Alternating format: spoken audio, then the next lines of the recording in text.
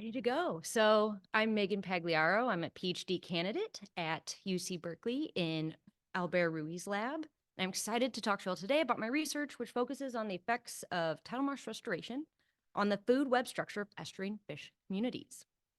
This project is in collaboration with USGS and ICF and is funded by CDFW's Delta Prop 1 and California Sea Grant's Delta Science Fellowship. So to get us started, I'd like to highlight that thousands of acres of tidal wetlands have undergone restoration in the Bay Delta over the last 2 decades, with many more projects planned. But we still know very little about how effective and successful these past restoration projects were at recovering these crucially valuable wetland habitats. So for instance, in this meta-analysis by David Moreno Mateos and others, it showed that biological processes and more particularly biogeochemical processes can be pretty hard to recover. In some cases, even a century later, restored wetlands would differ from the reference pair, indicated here by the response ratio.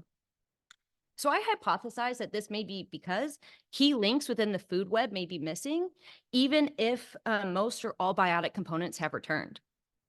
So I focused my research on addressing this knowledge gap. To elaborate, so the main focus of my research is to determine if past restoration projects have been effective at reconnecting the wetland food web. And this is exemplified in panel A, which is a hypothesized food web with dead plants such as detritus and phytoplankton in blue at the bottom, all the way to fish that eat other fish at the top in gray. So to turn our attention then to panel B, I define a reference wetland as one that has never been cut off from its tidal flow. And a restored wetland is one that was at one point cut off from its tidal flow and has since had its levee or dike breached. So I hypothesize and subsequently test that with that reconnection of a once degraded wetland, the food web will not have all the necessary components to properly reform its food web to the levels expected in the reference wetland. So my research defines and quantifies how food webs differ by collecting samples at each of those colored circles in panel A and using stable isotopes, which are biological markers that allow us to determine who eats whom and gives us that valuable arrow information. So this is a map of our study sites. We collected our samples at 3 restored sites highlighted in yellow and 3 reference sites highlighted in orange, spanning the low salinity zone of the San Francisco Bay Delta. Analysis is based on a blocked design with each block, or what I refer to as a pair, consisting of 1 reference and 1 restored tidal marsh. And so this will, Sherman and Browns is pair 1, Wheeler and Chips pair 2, Julie Red Ryer pair 3. This is to control for large scale variation in salinity and other environmental variations across the bay.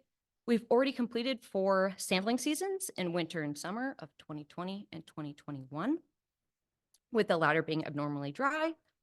And as stated earlier, in order to measure energy flows and food web structure, we collected samples spanning different trophic groups from basal resources all the way to fish predators, and then processed them for stable isotopes.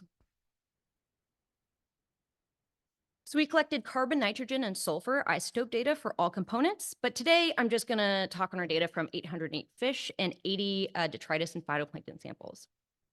And so to kind of orient what each of these isotopes provide, carbon helps us parse out the contributions of different basal resources to the upper trophic levels. So for instance, like in that top figure, diatoms and phytoplankton often have a more negative delta 13C, which we call the green or algal pathway. And the brown or detrital pathway is represented mostly by marsh plants that decay and have less negative values. For nitrogen, nitrogen tracks the trophic position of consumers as it bioaccumulates or increases in a predictable way as you move up trophic levels.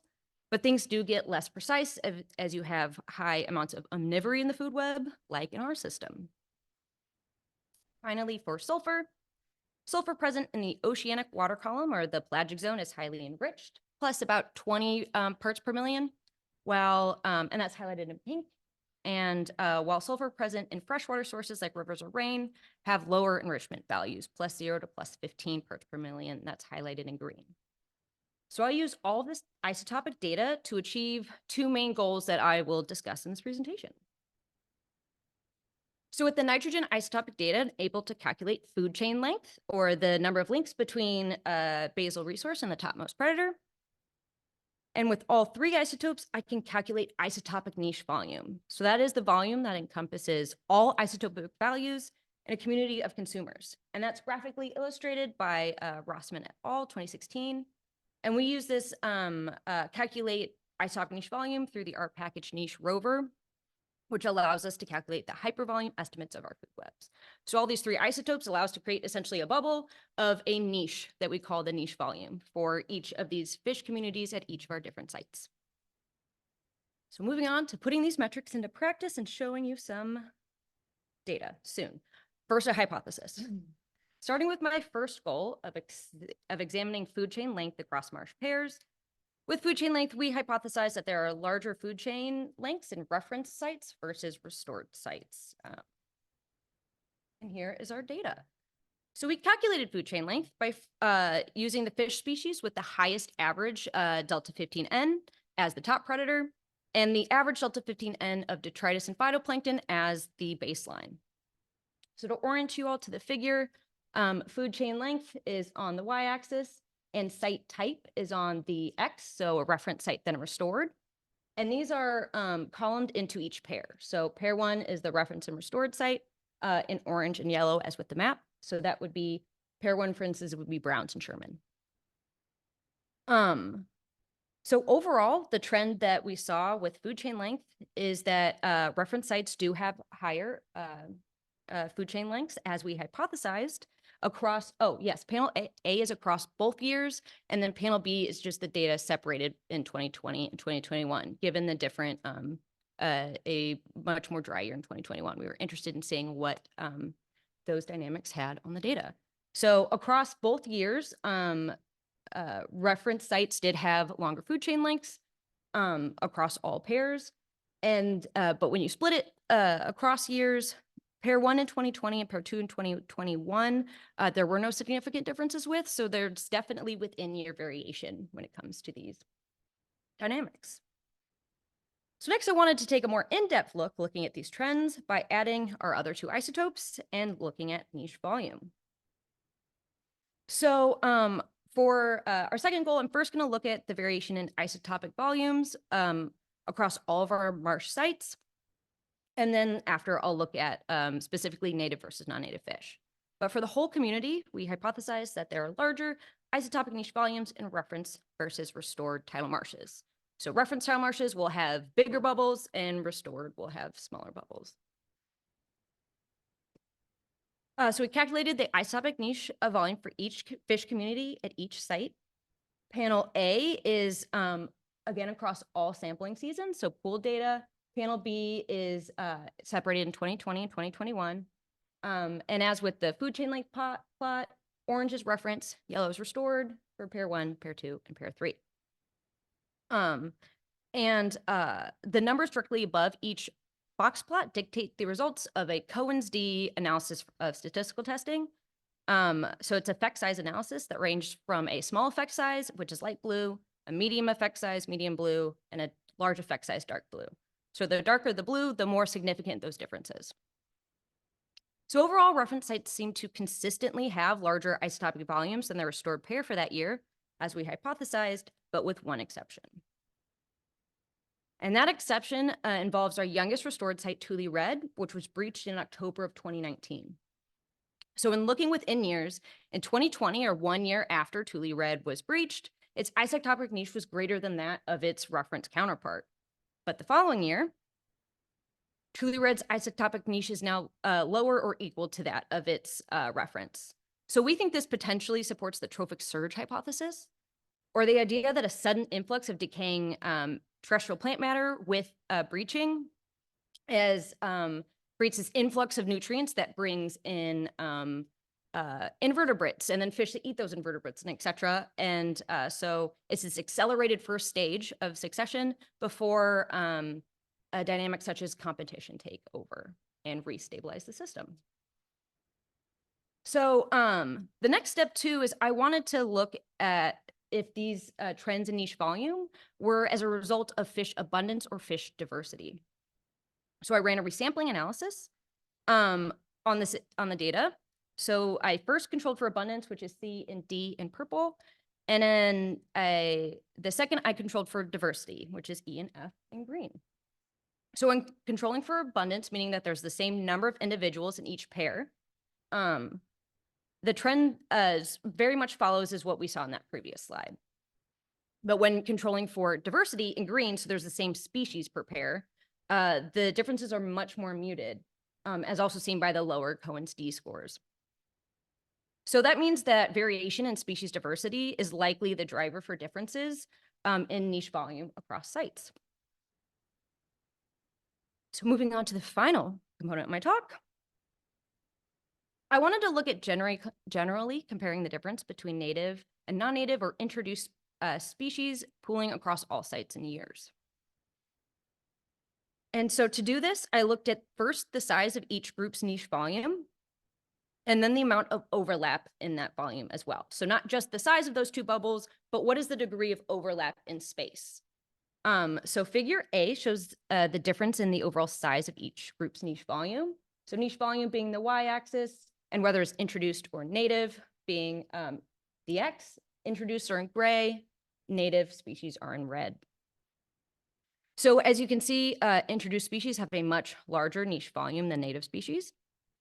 And so then for the overlap probability in B, so on the y is the percent probability that this niche space of an individual overlaps with the niche space of another.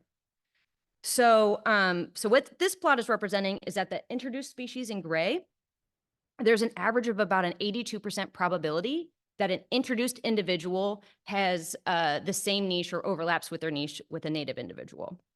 While for the native species in red, there's an average of a 97% probability that a native species will be found within the niche of a introduced.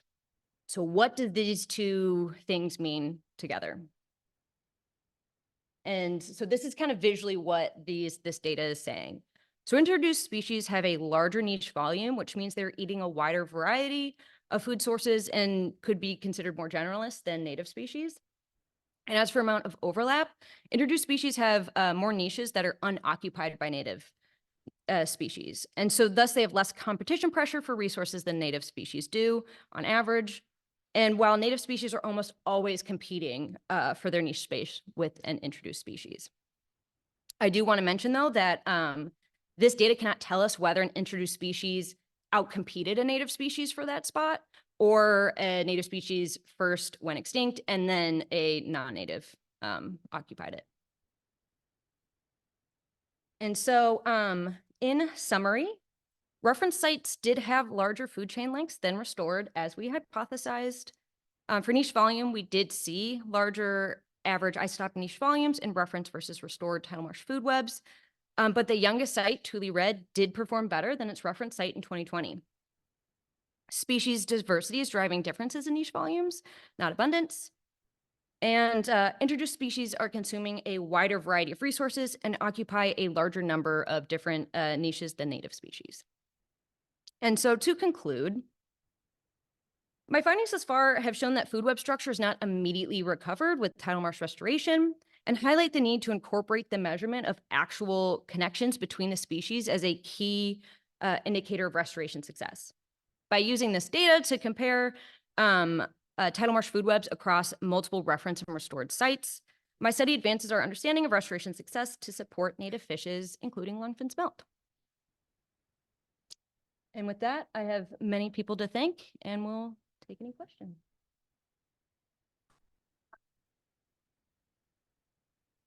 Sorry if I went a little fast.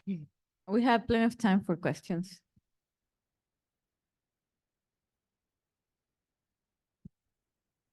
So with each, pair of restored and reference sites, how much variation between the two sites do you think is due to the fact that one is restored and one is referenced, and how much do you think it could be due to size, position, individual geomorphology, their favorite color? Like, there's a lot of other things that might vary between the two sites. So I don't know if you have any comments on that. 1,000%. So one thing that we tried to do at each site, because there's even some that are like full islands and others that aren't, we tried to make sure we were collecting at a diversity of habitats. So like we sampled around 6 exterior locations and then 6 interior channel locations. And then those are like, it's randomized. Well, first we would select for making sure we have a diversity of those habitats in all of our data pools to try to take into account those differences. And then another thing is because, yes, it can change so much like with different site types, is that by doing each block or pair, it can help us track whether like, so if we're seeing these differences across all 3 pairs, it is likely more of a function of reference versus restored than just each individual site type.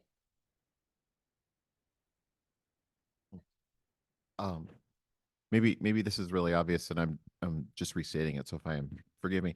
But when you to that slide, when you're comparing the kind of niche volume for the introduced species versus the native species, is one way to look at that maybe that, because you're only really looking at the successful introduced species, right? You're not, there's probably tons of introduced specialists who just immediately fail because there's nothing for them to eat. And so would another way to look at this be basically like introduced species tend to be larger generalists because that's how they are successful in these new environments where they haven't been before?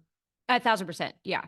Exactly as you said too, especially with isotopes, we are very limited by biomass. So it is definitely the most successful species that were constant across all sites. And so we aren't accounting for different strategies in that sense. So yeah, like this is definitely a window of what is the most successful strategies within these groups.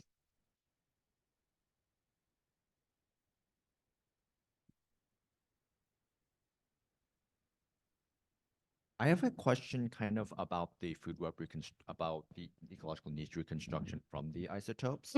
I was wondering whether it is possible to, I guess, based on the isotopes alone, to reconstruct the entire food web, as in like including predicting who eats which species, eats what species in particular, in case we may need to figure out whether there's a specific missing species or ecological function in the restored habitats that is preventing it from being as biodiverse as the reference.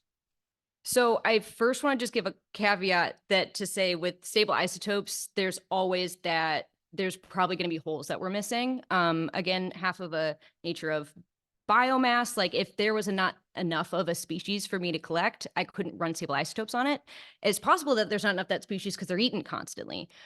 So no matter what, I think that like what a food web that stable isotopes can map is always that like a hypothesis of what is going on.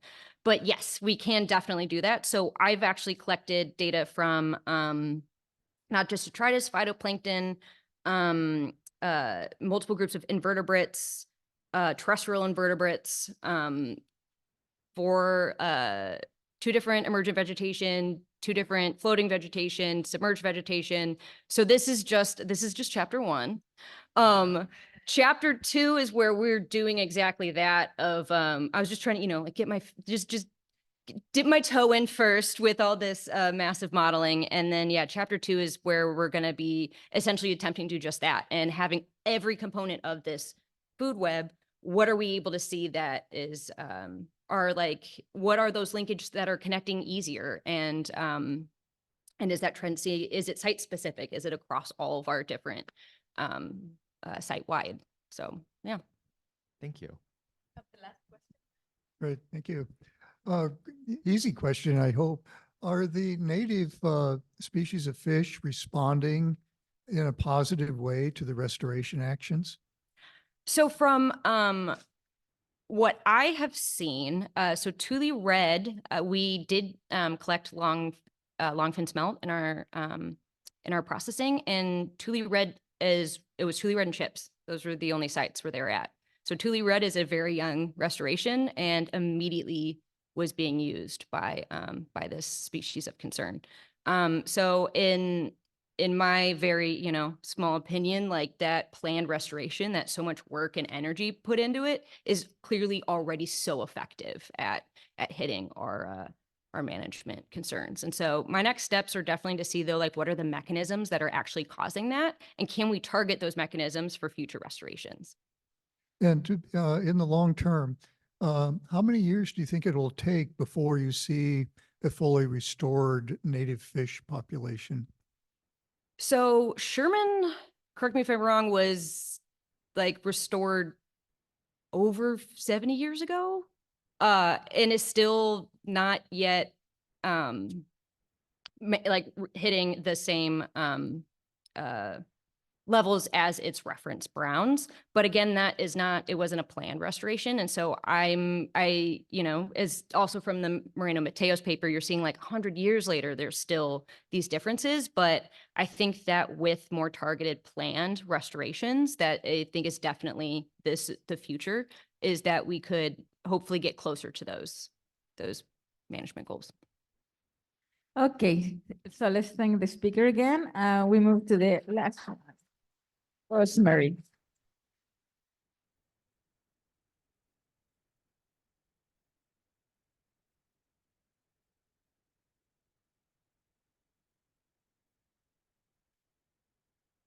All right. Thanks, folks. Thanks for having me here today. I was really honored when Denise asked me to speak. She said I was her absolute top choice after her actual top choice dropped out. Just kidding. But I am happy to be here speaking a little bit about food web management in the Delta. And I'm going to be taking a bit of a higher level, more conceptual, more opinionated talk than some of these really fun data heavy talks. So hopefully it won't be too boring, but I've been thinking a lot about this, so I'm excited to have the opportunity. When we talk about food web management, ecosystem management, management of natural resources, adaptive management is kind of the framework that we frequently come up with, especially in the Delta. Sort of simplified the Delta Science Program's adaptive management wheel.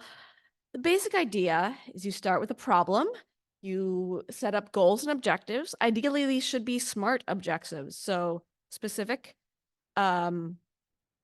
measurable, achievable, responsive, and time sensitive. So if your objective is world peace, like, well, when do you want world peace? How are you going to do it? How are you going to measure whether you have world peace or not? So good, meaty goals and objectives. Then you can use conceptual or quantitative models of how management actions will help you achieve your objectives. You then do your management, monitor the response, conduct analyses to see what you've learned, and then repeat the process.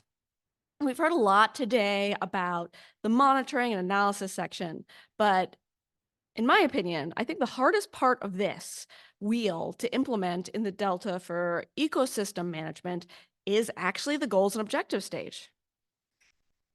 When you have single species management, the goal at least is relatively easy. You'll want more of your species. Even once you have your goal, of course, it's not necessarily easy to get there. And it can be even harder to measure the effectiveness of your action, but at least the goal is kind of straightforward. When you're trying to manage the food web, you've got a lot of stuff here. Exactly what do you want? In early conversations with the planning committee for this, it was like, so, what's the goal of this symposium going to be about? And it's like, well, we want to manage for thriving, healthy food webs. Like, well, the Delta's got lots of thriving, healthy food webs. Introduced largemouth bass, introduced amphipods, and they introduced Aegria, and everyone eats Delta smelt. So like how do we figure out what we want this food web to look like? And it's not even that easy. It's really kind of this situation going on. Everything's moving, bouncing around, new introduced species, old introduced species. Everything's changing all the time. So as we try and hone in on what our ecosystem goals are, we have some hard choices to make. What exactly do we want? And here is talking with some other folks, like Bob in his talk said that, you know, in other systems, you got everyone in the room when there was a problem, like all the interested parties from the technicians all the way up to the policymakers, and they'd solve that problem. Well, here we don't really all agree on what the problem is. So we've got to come up with that shared vision before we can really do ecosystem-based management in the Delta. Sometimes people use the term ecosystem health as your end goal. I hate that term. What's a healthy ecosystem look like? I mean, there's where in your SMART goals, measurable. What are you measuring to tell you that you have a healthy ecosystem? Ecosystem function, that's another, you know, kind of buzzword that people throw around, but exactly which function are we talking about? And are you trying to maximize it? There's probably trade-offs between functions like carbon sequestration, nutrient cycling, flow. Yeah, so just being specific on which function you're talking about. Ecosystem services are a little more straightforward, and they get at, you know, what Kiva was talking about in terms of stock assessment. Like, okay, ecosystem service, we want this fish so we can fish it and eat it. You know, that's a provisioning service. Also supporting services like soil formation or habitat provision, climate regulation, flood control. Some of these, though, get harder to measure, like aesthetic. How do you put a number on how beautiful it is? And how do we improve its beauty? There's other metrics like biodiversity, native species biodiversity. The Delta Plan is actually one framework, a vision for what the Delta should look like that gets closer to sort of an ecosystem-based management. But even then, like more native fish, less invasive weeds, some of that isn't as actionable and achievable as we might like. What we have done more frequently in the Delta is more like the ecosystem-based fisheries management, using our knowledge of the ecosystem to manage for a single species. So it is single species management, just using some of these broader ecosystem knowledge. And I'm going to talk a little bit about how we've done this for Delta smelt. We're trying to take things to a more ecosystem level in some cases, but it hasn't always been easy. Couple examples: tidal wetland restoration, like Megan was talking about, the North Delta Flow Action, Summer Fall Habitat Action for Delta Smelt, and the Healthy Rivers and Landscapes Program. I did not come up with that name, full disclosure. The Highly Functioning Rivers and Landscapes Program. So, tidal wetland restoration. I think it's one of the best examples we have of where we're taking a more holistic food web approach to managing single species, or at least case dual species, Delta smelt, longfin smelt, and Chinook salmon. And a lot of this restoration is for more multi-benefits like Dutch slough, but quite a bit of it is for mitigation for the state and Central Valley water projects. The goal being the water projects export some of the productivity from the system. Let's put it back in by building tidal wetlands. The end goal is doing this for specifically Delta smelt. So this is, as Lisa Marie was saying, a single goal restoration. It's not a holistic thing, but you get the other benefits along with the Delta smelt. So we're at least getting some of that. And for better or for worse, our end goal is this rare species, the Delta smelt. Oh, they're hard to catch. Hard to monitor. They're so rare that it is hard to get permits to monitor them, and they're hard to find even if they're there. So in order to monitor the effectiveness of these sites, we're using this capacity opportunity realized function framework that was developed in the Columbia River estuary. The idea being you might not be able to see the fish eating the bugs in your wetland site and spawning on your wetland, but you can monitor the bugs in your wetland and you can monitor the habitat to say, okay, well, there's the capacity here because there's food and water quality that's appropriate for smelt or another fish to survive.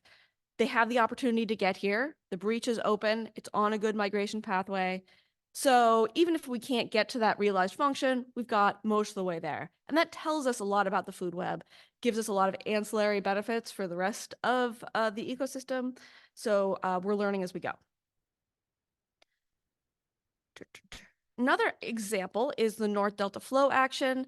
This is a experimental action that was developed by Department of Water Resources when they noticed that there's a flow pulse down the Yolo bypass every fall as a lot of the agricultural fields drain, rice fields.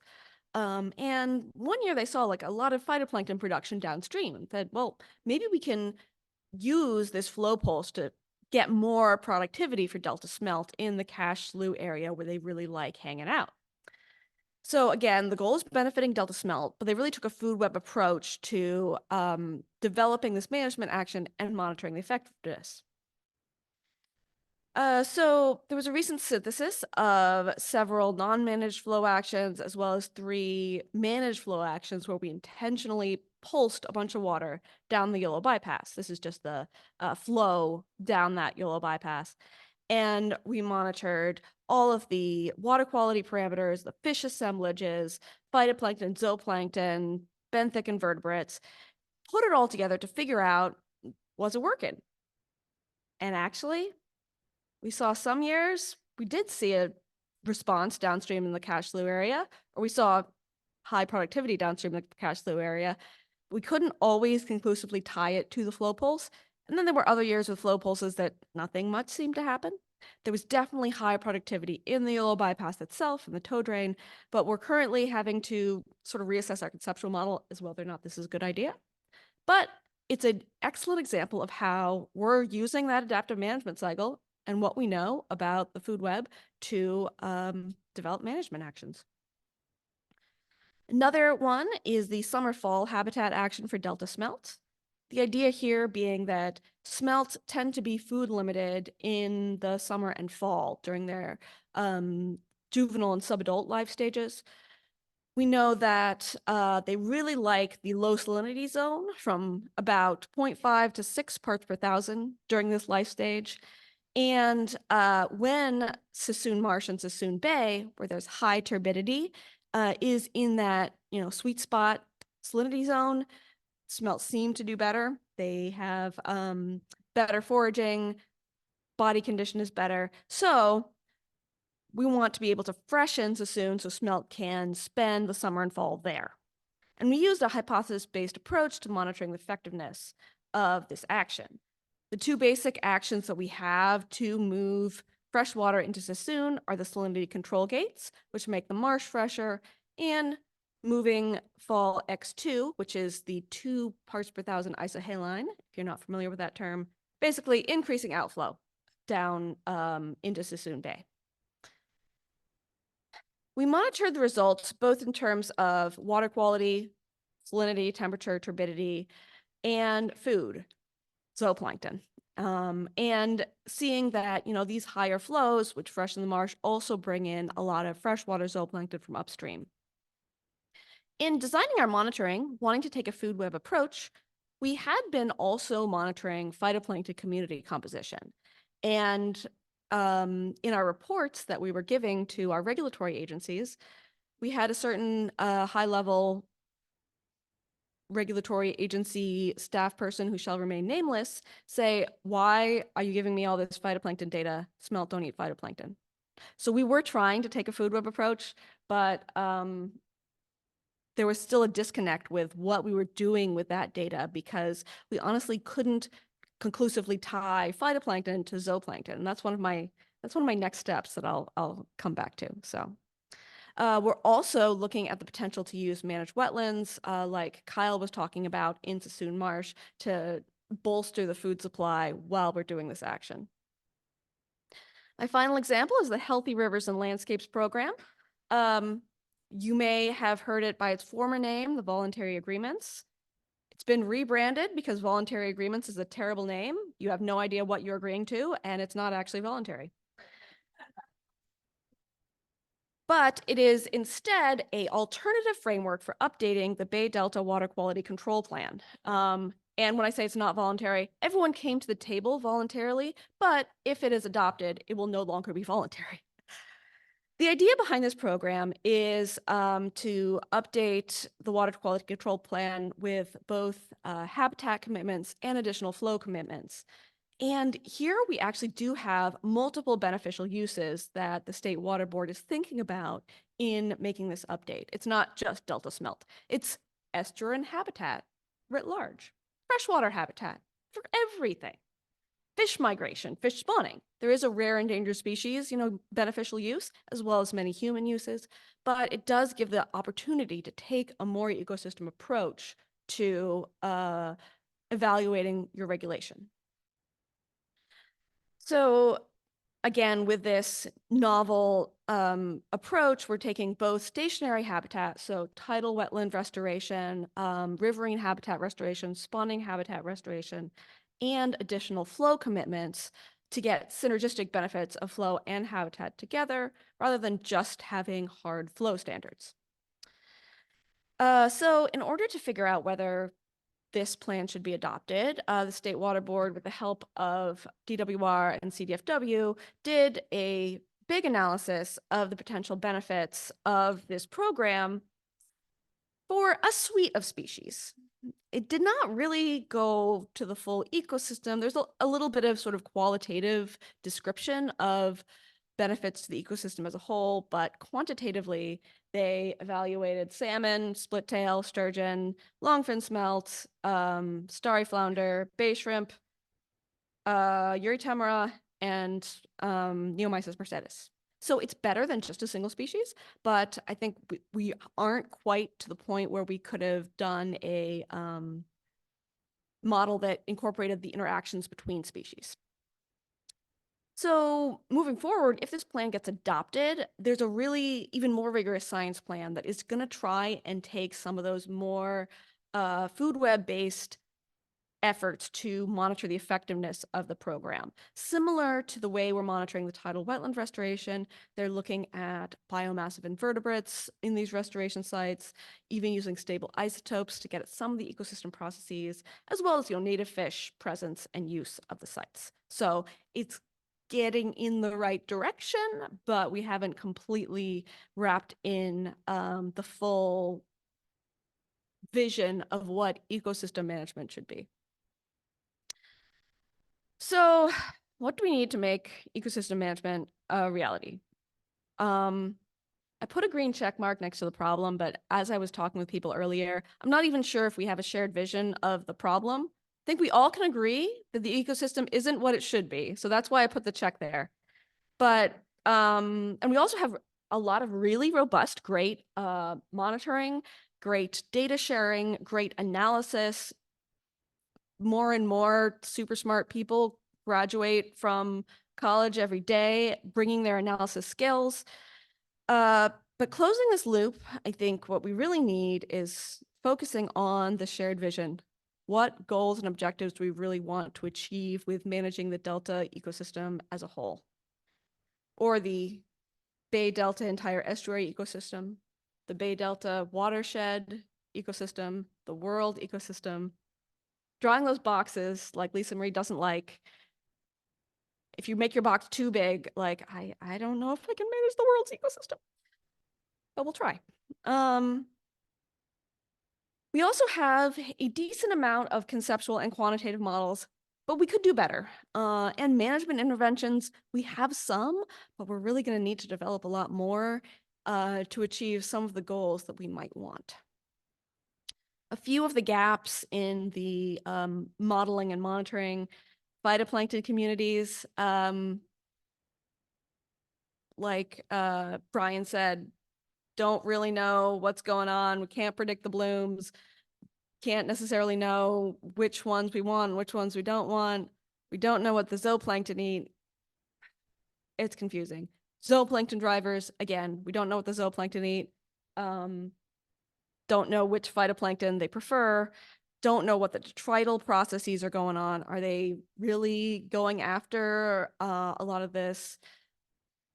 vascular plant derived carbon, or are they really honing in on the phytoplankton? Which do they prefer? Where do they grow better? A lot of good special studies that are coming up, but there's a lot of mysteries to be solved there. And that's the zooplankton. No one knows what's going on with the critters that live on all the vegetation that is invaded. We have better data on where the invasive vegetation is, but other than a couple papers by Matt Young and some work by the Fish Restoration Program, like the amphipods and snails and impronounceable isopod, that's my favorite, no one really knows what's going on. Detritus, predation, especially large predatory fishes, competition. I mean, I put a stupid cat meme because it's so hard to actually demonstrate competition in the wild. If you say it in front of Wim Kimmerer, he'll just jump down your throat. Like, you can't quantify competition. And contaminants. We have a lot of special studies on the effect of contaminants on specific species, but don't know their role in the food web. So, my number one priority would be refine our objectives before we really are doing ecosystem management, and then increase our management toolbox so we can actually achieve our objectives. Targeted research on the things I said before and modeling always helps.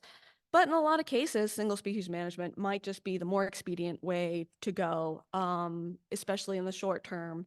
We get a lot of ecosystem benefits out of it anyway.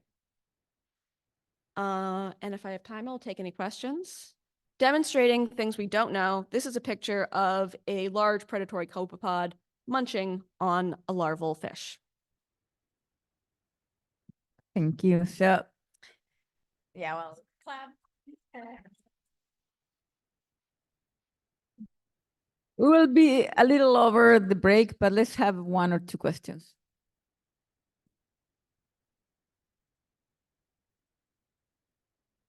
And sorry, I went over. I got really excited talking to everyone earlier today, and I'm like, oh, I need to see this, I need to see that, I need to add this and that. Yeah. No apologies. I also went over. So, question, I'm just going to link this to Megan's talk. What is it on? Yeah, sorry. Just to link this to Megan's talk. What about focusing on the arrows instead of the boxes? No, I don't like boxes either. So what about the arrows of food chain length or something like that as an ecosystem metric? I'm just curious, have you thought about that? I mean, you could say that higher food chain length is your goal. That's definitely a goal. That's sort of one of the like ecosystem function-y kind of metrics you could use. Are longer food chains something we want?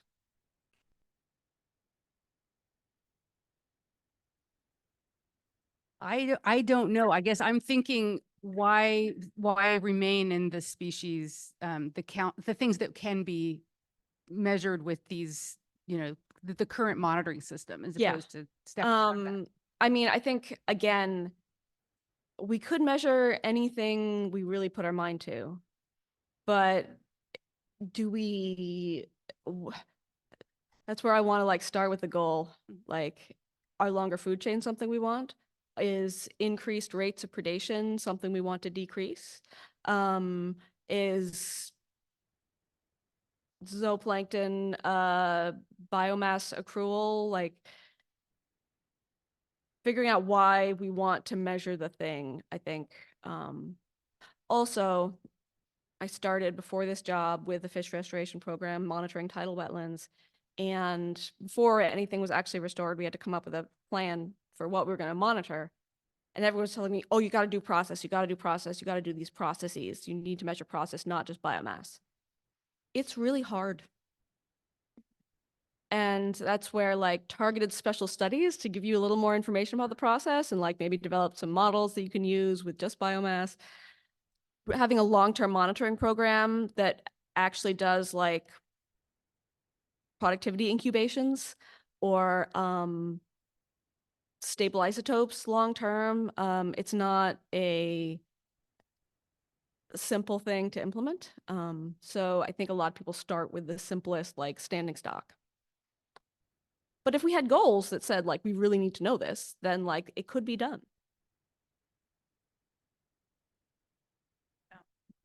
let's keep the question for the discussion, the panel discussion. So we will reconvene at 3:05 for the panel.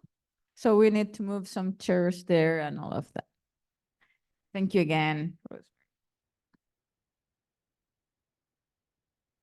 Hello, hello. Can you all hear me? Great. So welcome to our final session. This is the panel discussion. And this is going to be the setup. I think we liked the way that Rosemary finished with this, like, what are our goals? So let's start with a brainstorming of those goals.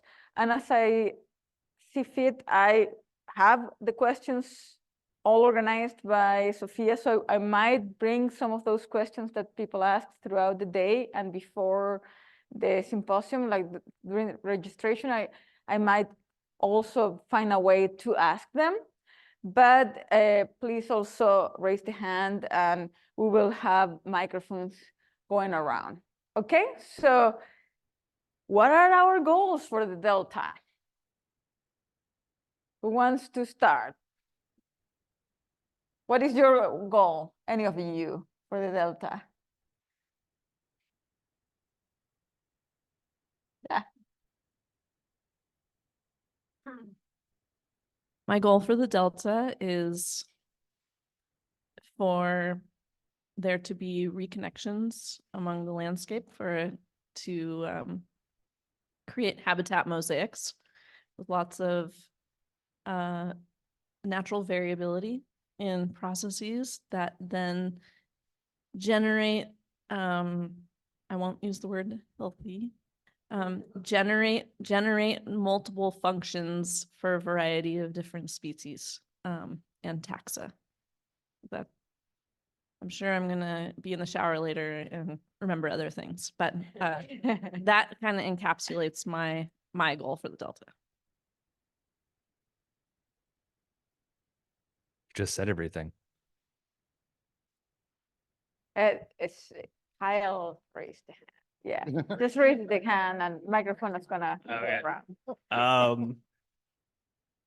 I was gonna say the pelagic side of the food web is kind of is my personal goal.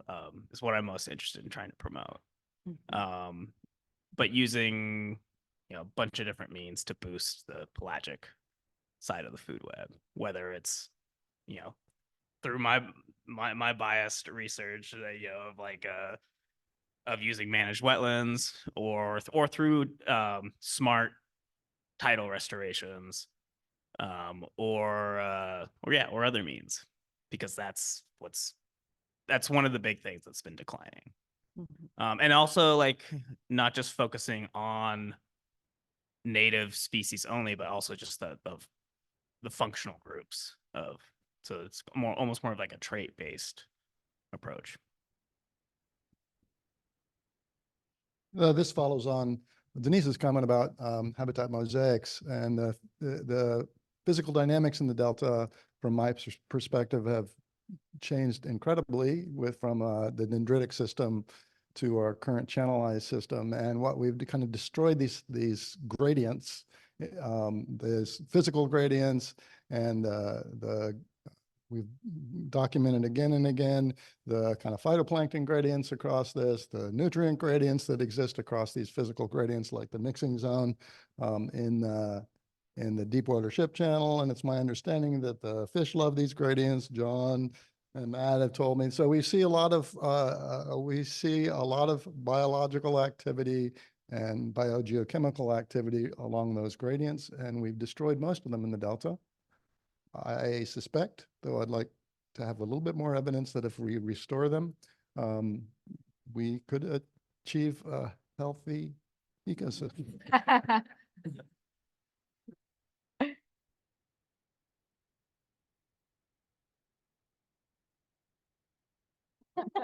Yeah, I always get it like, okay, you want to boost the pelagic ecosystem? Does that mean more biomass? More biomass of which ones? Well, Kyle said boost. You say gradients. And you know, Denise said connectivity and variety.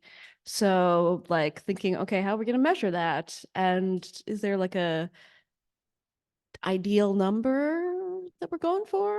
All of these things are like deal withable. It just I feel like my goal for the Delta is getting a team of interested parties from across the Delta in a room to actually agree on our goals. That agreement on some set of goals would be my goal.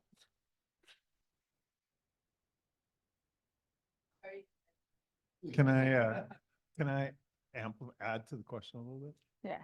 So I like these responses and they're consistent with the fact that y'all are biologists and Rosemary's kind of goes outside, well, sort of retrobiology, but yeah. But Rosemary kind of links to this idea that, well, it's a linked socio-ecological system. And I wonder how that might, if you think about it from the broadest, most perspective, does it change your responses, you know, in terms of the priorities as a linked system? I mean, we're talking about food webs here, but is there a social construct that's involved with that as well in this really novel ecosystem? I still have the mic, so I get to respond first. And humans are a top predator in the system. Like you can't look at the food web without looking at humans. So I think we totally need to take both from a food web perspective and from a implementation perspective. Like we're never going to get our goals achieved if we do not take the human component into account, even if they are completely not human goals. But I have no idea what the predation pressure on largemouth bass from tournament bass fishermen is, but there's got to be some, right?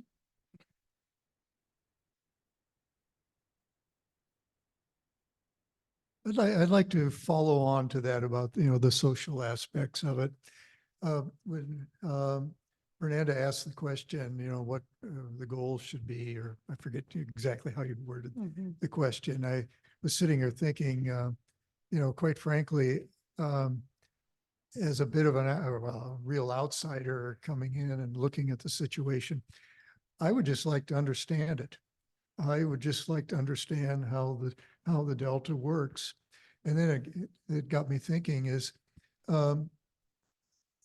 if I'm that way, I'll bet you there's a public out there that does not understand how the system works. You could probably ask them very basic questions about how the water system here works. And I don't think very many people could answer you. And the consequences of that is probably, as you know, as you all might suspect or know, is that there's not going to be a lot of support for anything that you really want to do. It's all about taking care of family or a community or a special interest and so on, that someone out there telling the story of how the Delta works and getting it into the schools and into the households is, to me, is absolutely paramount. You've got to have the public behind you. And I'm not sure that they're there yet. I don't think they have the understanding that's needed and for them to be, you know, supportive of whatever kinds of initiatives that you might put forward. So anyway, I'll stop there. That's probably said too Right. much. Yeah. We have to turn it on. All right. I wonder if that's true. I worked here as a soft money scientist for a long time, and I found that we are not resource limited in what we want to do in my group. We can get the resources we need. We need more ideas to test. We've got several water bonds that the public has passed. We voted down the tunnels. I think the public is remarkably supportive about stuff that's going on in the Delta. We've funded restoration activities, maybe not to the extent that we would like, but the public is, at least to me, surprisingly supportive of the kinds of things we need to, don't do. I think the California voter base writ large is supportive of environmentalism writ large, and we get things like water bonds and stuff passed, but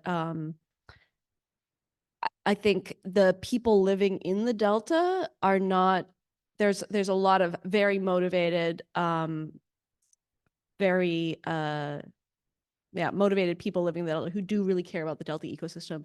But the level of education in California on the water system is not what it could be for sure.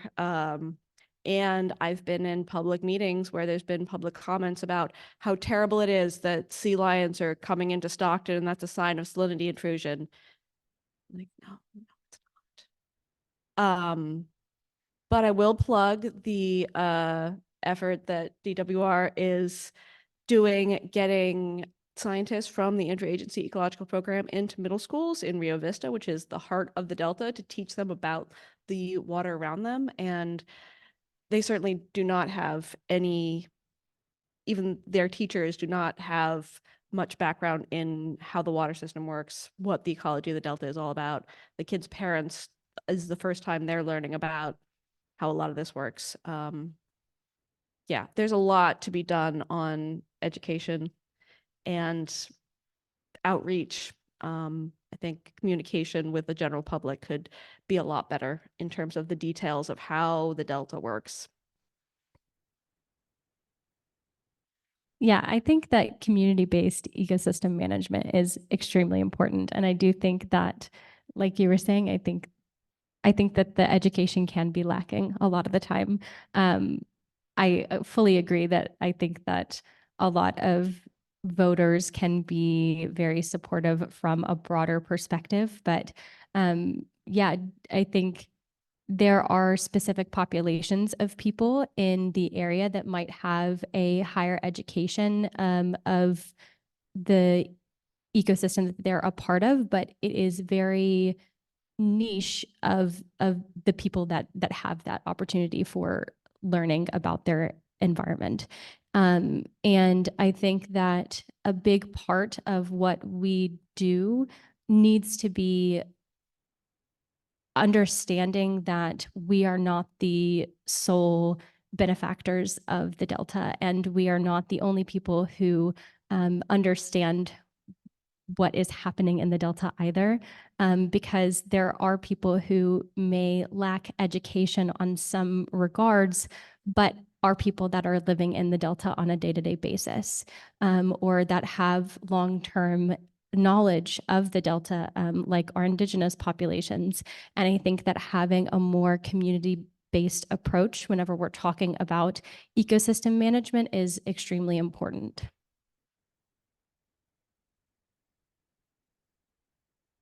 So to bring some of the discussion we had over lunch, some of you brought up the importance of having more trust among the different stakeholders. So could you first tell the audience who are these different stakeholders and how trust can be built?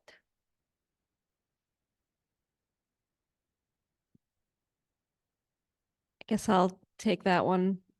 Been taking a lot, but because one of my main roles is as the synthesis lead for the Interagency Ecological Program. You know, we have 9 member agencies, so I lead a lot of interagency and interdisciplinary teams.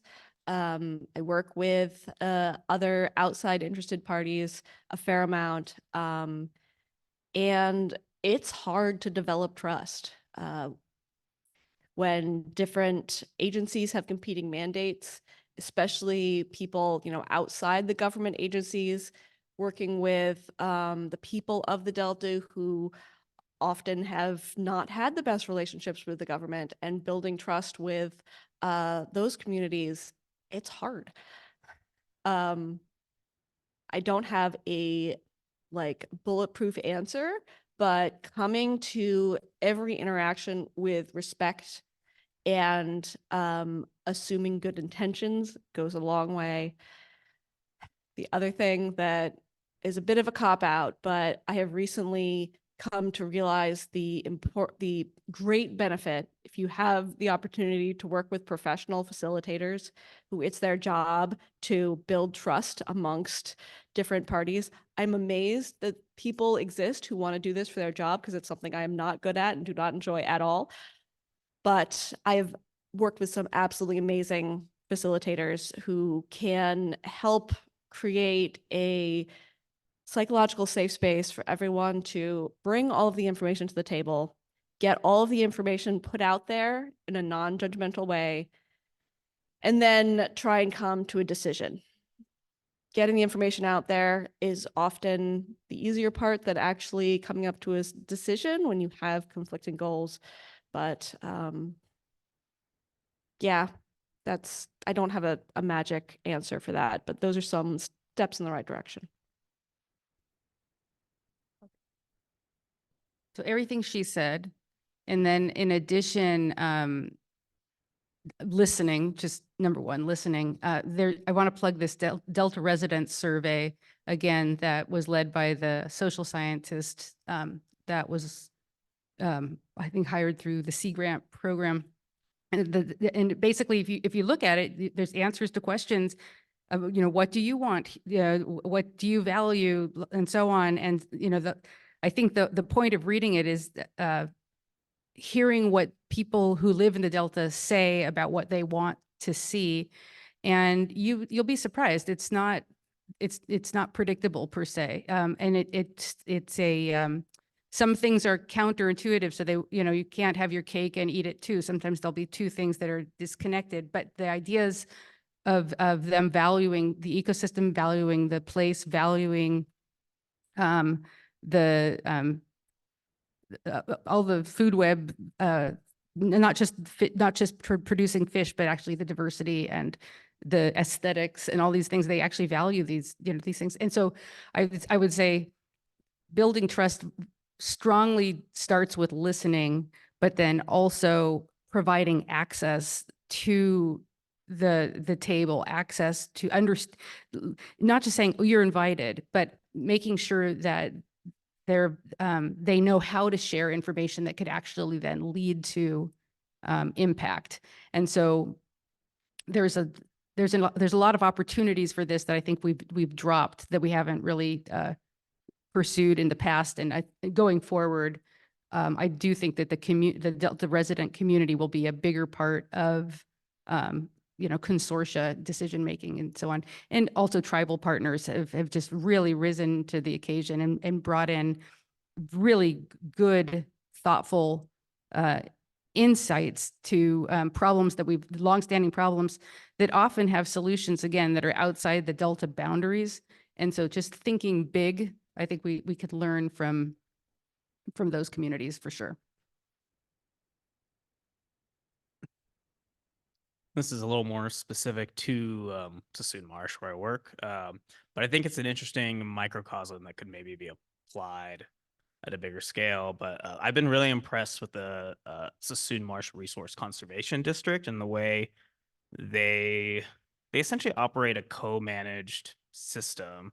Co-management meaning like there's some sort of government agency that oversees a lot of like private land use. And I think that's kind of a cool way to bridge that gap, that trust gap. And essentially the way they operate is Sassoon Resource Conservation District. They check in all the time with all the different land managers.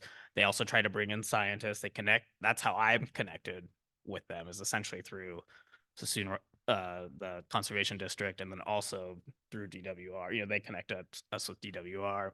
So they do a really good job of just bridging those gaps. And it's in part because they're interested, they cater to the interests of all those stakeholders, as well as like, and they connect them with each other, and they're like, okay, like you can flood at this time, you can flood at this time, but don't flood all at once, because then you're going to create a big like DO blowout. That's just an example of that. But I think that's a cool idea that can maybe be expanded elsewhere in the Delta.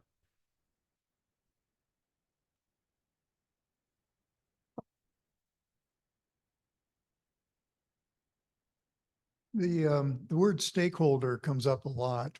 And I think, at least in my mind, when I think of stakeholders, I think about, the fishing public, I don't know, the agricultural, the farmers, the urban folks who rely on drinking water and so forth.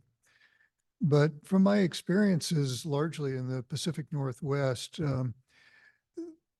our definition of stakeholder is changing very, very quickly.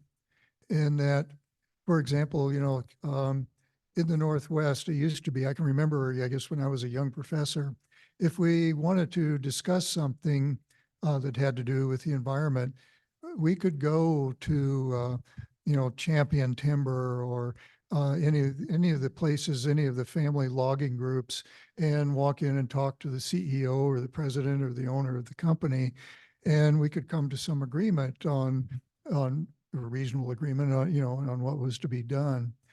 But something happened in probably the 1990s or early 2000, is that at least in the Northwest, a lot of those individually family-owned companies that had been around for a long time were bought up by large international corporations. And all of a sudden, the decisions about how the land and the water were to be used, those decisions were made in boardrooms in New York or Tokyo or Bonn, someplace like that. The decisions were, the environmental or on the ground decisions were often made by consulting firms run by people that we didn't know. We lost all communication with many of them, except probably for Weyerhaeuser. And I suspect the same thing is happening here with the agricultural interests, that you've gone probably from a lot of, more family-oriented farms and families that have been on the land for a long period of time, now being more and more controlled by large multinational agricultural companies. And I know certainly with the water, if you look at the who owns the water rights here and who owns the land, it seems as though more and more of it is being controlled out of Los Angeles, out of the Metropolitan Water District and places like that. So the strategy of how we think about and how we work with stakeholders has to evolve and evolve quickly. Now, in kind of the real world situation of today, I'm not quite sure how you do it, but it certainly needs to be recognized, where the decisions are being made now and how you deal with them, especially with the Delta, because certainly everybody in California looks to the Delta and San Francisco Bay as their water source, as their lifeline, and yet many of the decisions being made about the Delta are not being made locally anymore. They're being made elsewhere. And I'm not sure how you deal with that. I want to pause a bit here and see what the audience has to questions, follow up, or answers to these questions that we've been discussing. Anybody in the audience?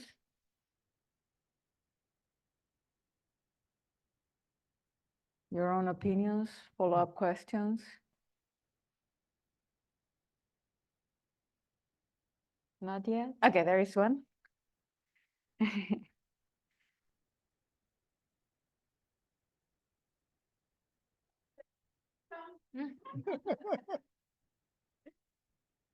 Thanks. I was just thinking, earlier, when we were all discussing about, outreach to the Delta community and bringing various people into the conversation, I think all of that is really excellent. One thing I was reflecting on too is that sometimes the people that we can outreach to are in our own programs, and they might even be people who, people who aren't, the high level senior scientists, right? Like the folks who are out there in the Delta every day, right? Our junior staff, our boat captains and things. I was thinking earlier when somebody mentioned about, the kind of unknown role of bird predation in the food webs of the Delta. And when I was first starting out in the Delta, one of the conversations I had about the first time I even thought of that was with one of our boat captains who's been out on boats in the Delta for 30 years.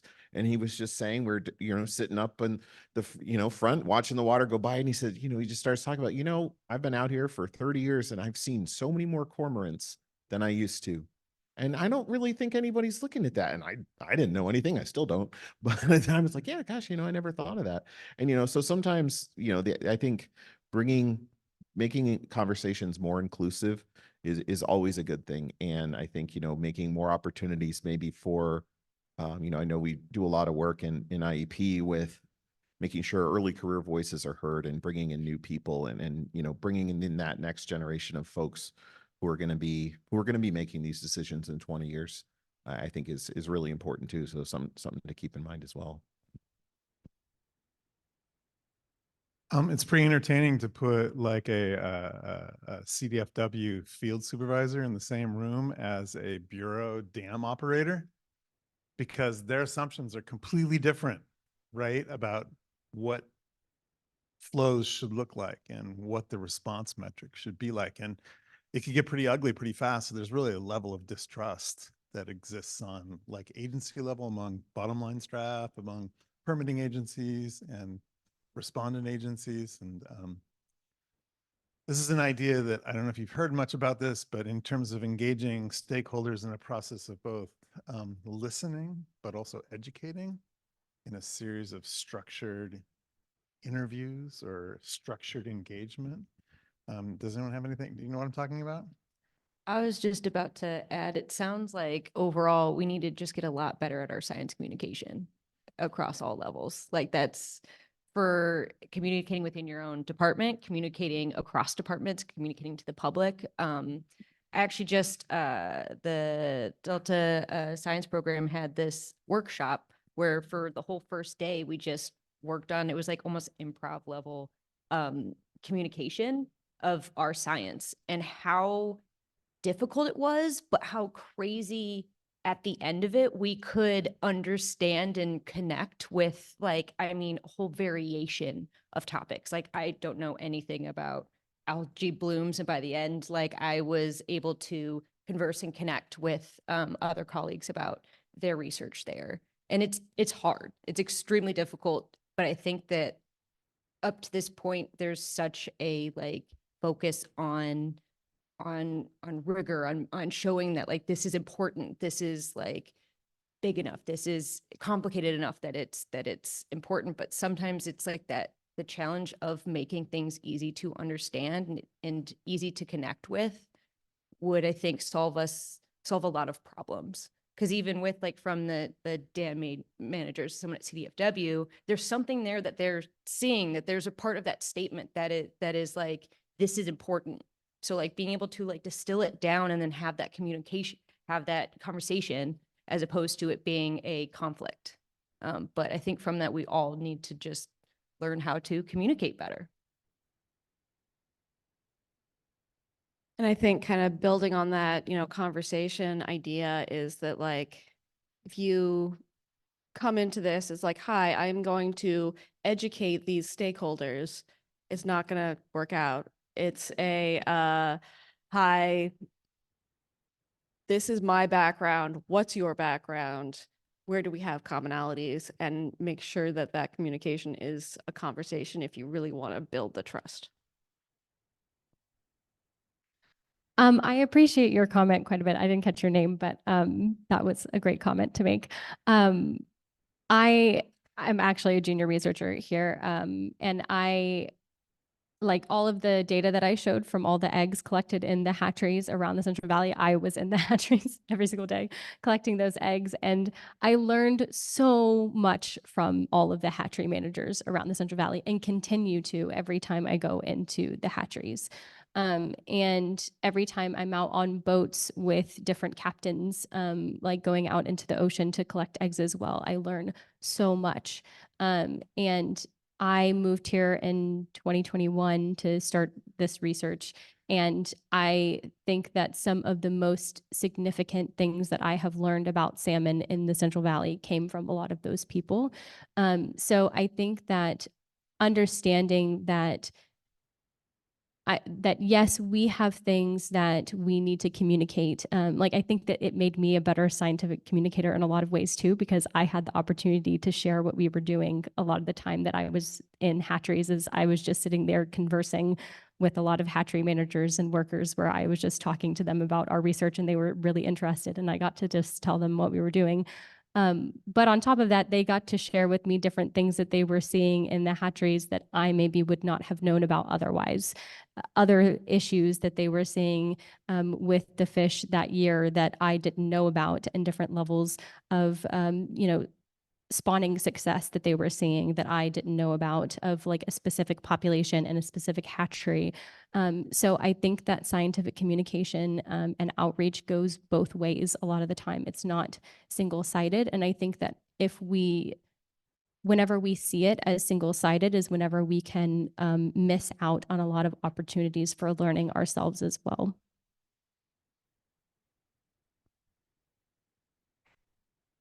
I also want to bring to the panel that some of the discussion we're having over lunch in terms of leadership. So in terms of this idea that a few individuals could like channel the like more frequent meetings and more frequent thinking, thinking about all these questions and about the synthetic way of viewing natural systems, more integrative ways. So anybody of you can want to share some of that thinking with the panel. So with the audience. I'll say something actually. So I think one of the things that became apparent in the conversation over lunch and now is that collectively we are all aware that ecosystem-based management has value. It can be used to improve the ecosystem. It's like it's like a redundant statement, but I think the onus is on us collectively, not just like the people up here, but the people who are here in the room and the people who are interested in this topic, to really articulate and very clearly make the argument for why our respective agencies, stakeholders, et cetera, should be thinking about this and moving forward in a holistic way, right? So this isn't something that we should wait for DWR to just decide to do all of a sudden because they want to. This is something that nothing's going to change unless collectively we force it to change.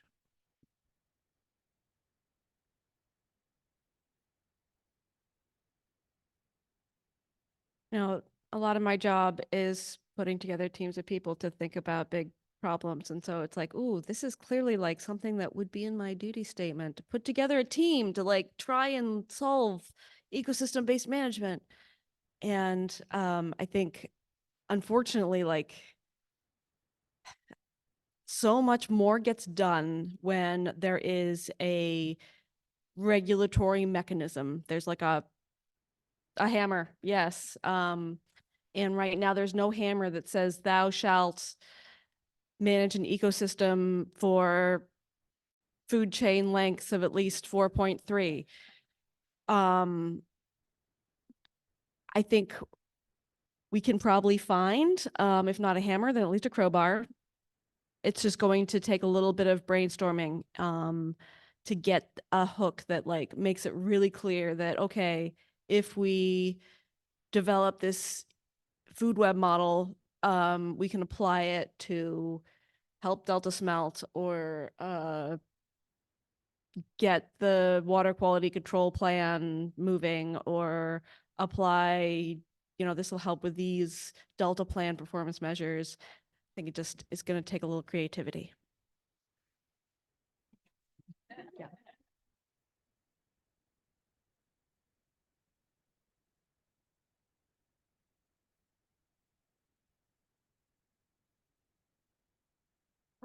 I'm wondering if you guys think that the Delta is kind of a ideal system for exploring EBM, not as something that's being tacked on to an existing single species process or institution. I find that thinking about like people adding the FDBF, EBM, so with the fisheries management, there's already such an institution of stock assessments. And a lot of the ideas I've encountered are around how can we kind of squeeze in the ecosystem perspective to this existing process. And I'm curious if there's kind of inspiration to be found in all the activities that are going on in the Delta, or if maybe people feel similar, like in a similarly impacted by existing single species like frameworks and processes and ways of doing things.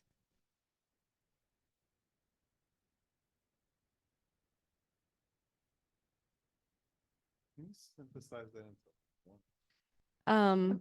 I mean, I like my gut instinct is no. I think it would be much easier to make a case for ecosystem-based management if we could tie it to one of the single species regulations that we already have in place. It would be awesome if we could just go at it for the whole ecosystem, but we don't have that hammer. So it would be difficult.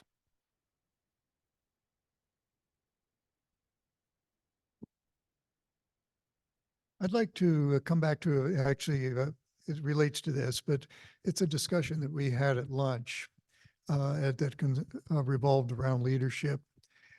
And again, I'm looking at it as an outsider almost entirely here, but I've had previous experiences where it's really up to the science community to determine what that hammer is, what it looks like, and how it's to be used.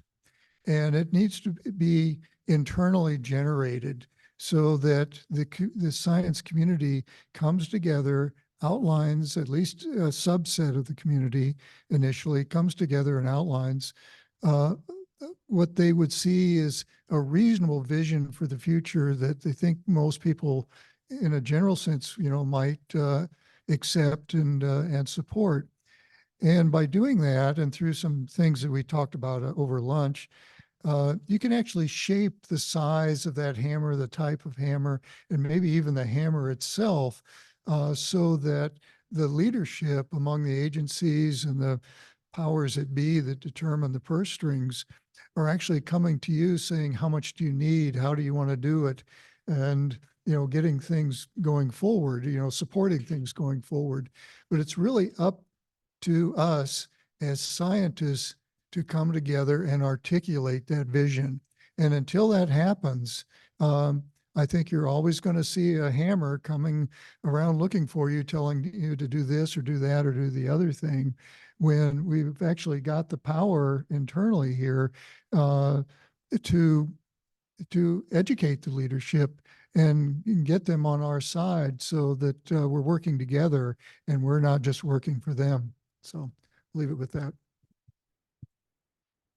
Sorry, I talk too much, but quick response is we're not educating the leadership. We're having a conversation with the leadership, so we're educating each other. I mean, that was sort of a joke, but also understanding what leadership needs from us, because there is often a disconnect between scientists and, upper resource managers. They ask us a question, we say that's a stupid question, or we already answered that question, or there's no way to answer that question. What are you talking about? Figuring out how to give them the right amount of information at the right time, and showing them what we can get them.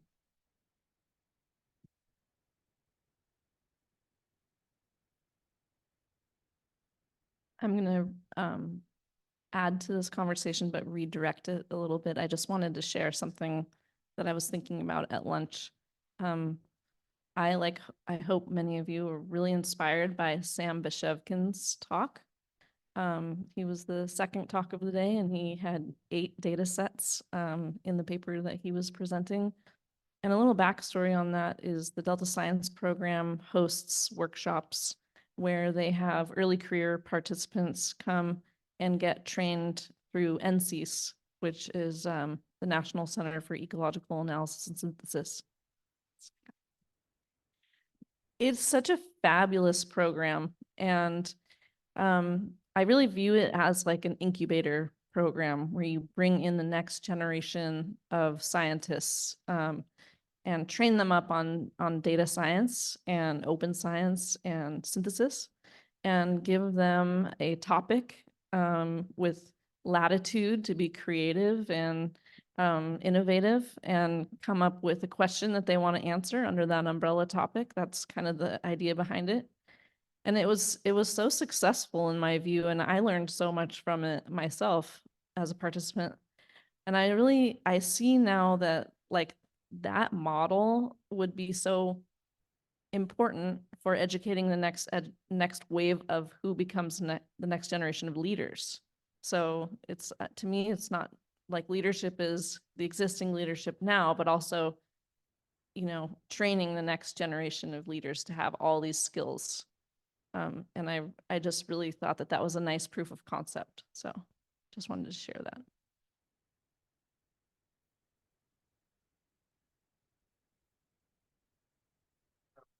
He asked to repeat, well, the program, which was the National Center for Ecological Analysis and Synthesis. That was my.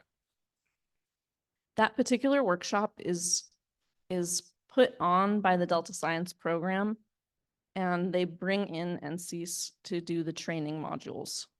So they give they do data science training in R, in GitHub, in making all of your analyses reproducible and transparent, all the kind of hands-on training. And then they give you the space and the time to work on a project as a group. And so that's Sam's paper that he presented. That's the result of a working group that was given that opportunity. Yeah, Denise, you alluded to this, but I just wanted to make sure it was really, I think that one of the reasons that those types of programs like the NC's programs are so important for that next generation is the fact that they are kind of open science first, and that you're starting with those principles. And so that the folks who are going there are coming with that idea that more is gained by sharing your data and working together and integrating data sets and learning about how hard that can be, and all of the work that needs to go into doing that on the front end when you're collecting the data, when you're making your plan for how am I going to execute this study, and not just how do I want to do it, that I think would be the best way to do it. But, you know, building those relationships to have those conversations of, hey, how do you guys do this kind of data? Because we're going to collect that too, and we want to make sure we can, you know, talk to you and our data can talk to yours. And I think that by kind of baking that into the beginning and making that the standard and the norm for how, you know, and especially something like the NC's work, which brings people from all over different agencies, you know, different working styles, different priorities, but having that kind of be the lingua franca of it, I think is really, really powerful. And I think that will, the more we do that, it will continue to pay dividends throughout the years when we're able to do studies like the ones that Sam and other folks have presented as well.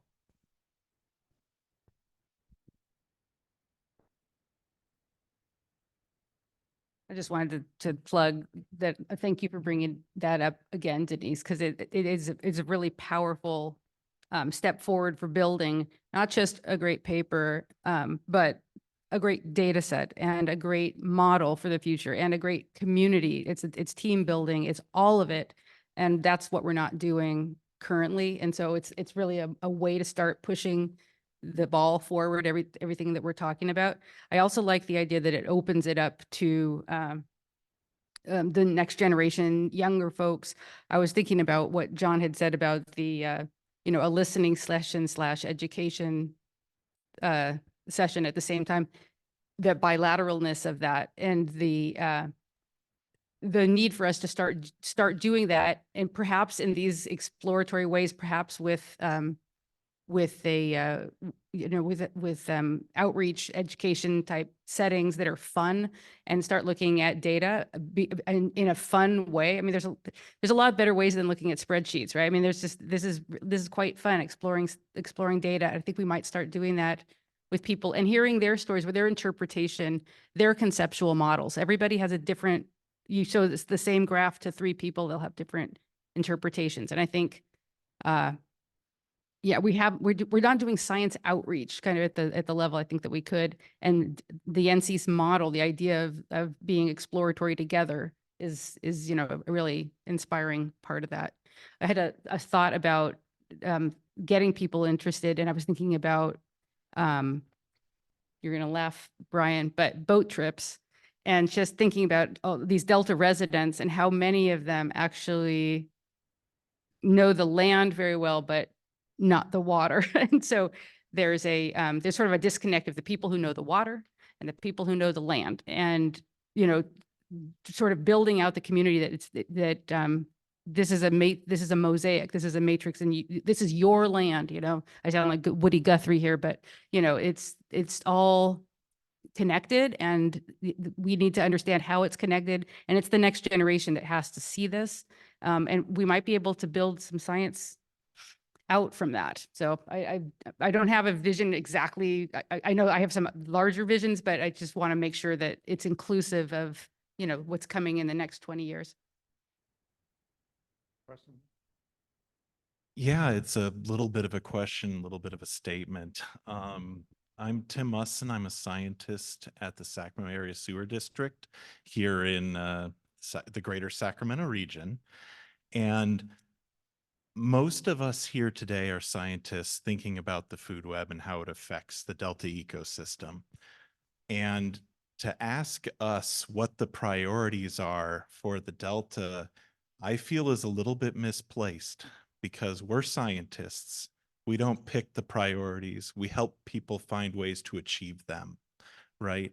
So when people make political decisions as what they want to see based on more than science, science can tell you, I think, what's feasible for the system. It gives pathways to reach outcomes. There's multiple management techniques. Scientists have to tell people what's feasible with the system we have, how much work it will take to change the system in a different direction, and where we might get to if we try these different alternative management techniques.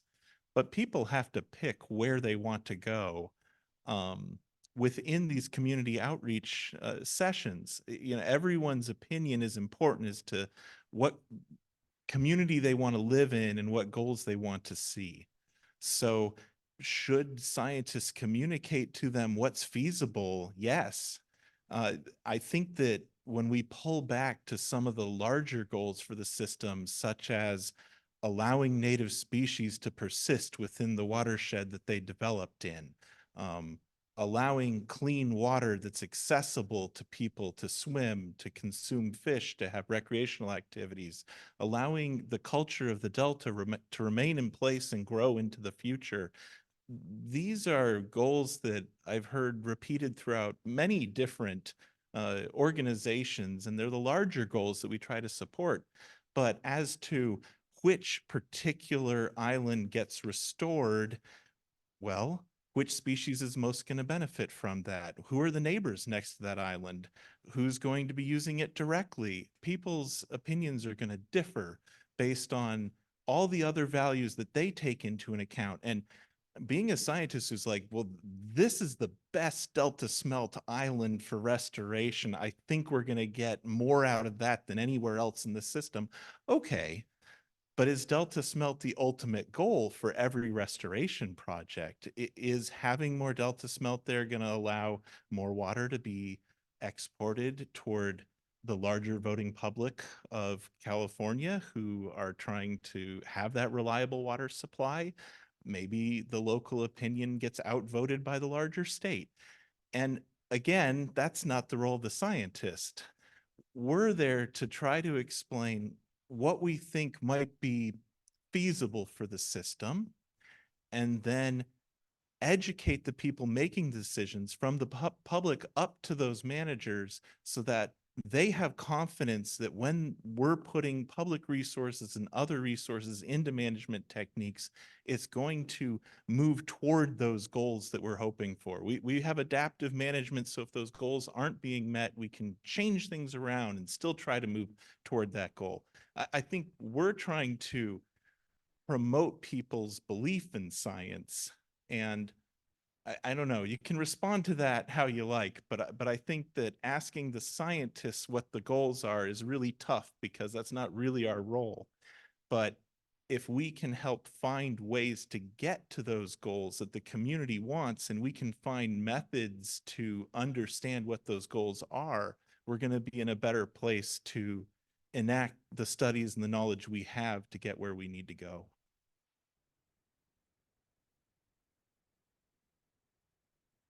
I can respond to that. Here, I'll sit up here next to Bob. So I just want to say, I thought a lot about this sort of conversation we've been having, and I want to put in my 2 cents now. Personal knowledge tends to be anecdotal for most of us, even scientists, personal, but scientific knowledge is statistical, and it's very difficult to breach that way of understanding the world. And so there has to be not just like a dialogue where you're asking questions and getting answers from both sides. There has to be like a structured way of thinking about the system collectively. And there is a model for this. It's called structured decision making. And there are a few practitioners of it in the estuary and around the world. It's sort of getting steam. And the idea is really having a facilitator. Yes, thank you. It's really important to have a neutral facilitator, people who are really talented at bringing together different voices, but also having a series of opportunities for all different stakeholders to express their views and then pull them together into sort of actionable items that can be researched, and then taking each question to its logical conclusion, and then returning back to the same group of stakeholders and saying, here are the outcomes of your proposal, and having these competing outcomes, which people can then respond to. And that's the process of coeducation, where you're actually not just talking, but you're engaging in a process. It's an iterative process. It takes tons of time and tons of energy, but it does move. The surprising thing about this process, when it's been done, is that people actually converge on a sort of consensus building idea of what should be done. And even if that doesn't work, you can always sort of, it turns out that people can't always agree on what you do in the next 10 years, but they can usually agree on what you should do in the next 50 or 100 years. So you can set back the timeline as a third dimension for problem solving. And I think that it might be what some of you have been alluding to, but I think Rosemary has a response, right? Thanks, Rose. Well, I want to emphasize that it's 4. So Rosemary, yours is the last word. Okay, I get the last word. Ha ha. I have some words about structured decision making, but I'll save that for beers afterward. But in terms of, who sets the goals, like, I am very aware that, the role of a scientist is to find, describe what's possible and describe the consequences of each action. Like, I theoretically, it's up to, the resource managers and the community to figure out what those goals should be. However, I am also part of the community, I have a stake. Yes, I'm a scientist, but I'm also consider myself an environmentalist. I do my best to be non-partial in the science I do. I'm aware of my agency's mission and values, but still I take the data and I use statistics to try and ask it the questions, but the questions will be based on I do my best to be as objective as possible, but I always bring my background to my analysis. You can make statistics say anything you want. It's dangerous. So yes, it is not necessarily scientists' role to choose the goals, but I think scientists should be at the table where the goals are chosen and have that dialogue with the entire community, including the scientists, because we are also stakeholders in the process. I'm gonna jump in here with one last comment. I feel a little like grandpa in saying this comment, but and just to end on a little better note here, like I said, I've been in this system a long time, and the collaborative level, the spirit of trust between people in the community has never been better. The willingness of management to listen to what scientists have to say has never been better.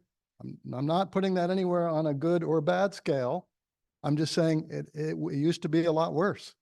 And it's a lot better. And a lot of the people in this room have worked hard to make it a lot better. And it's not, it's something that needs to be maintained. We need to work at continuing to build that spirit of collaboration and transparency. And we need to continue to build, I think our educational efforts need to be focused on the management rather than the public, but that's just my opinion. But things are way better than they used to be. And let's just keep the trajectory going that way.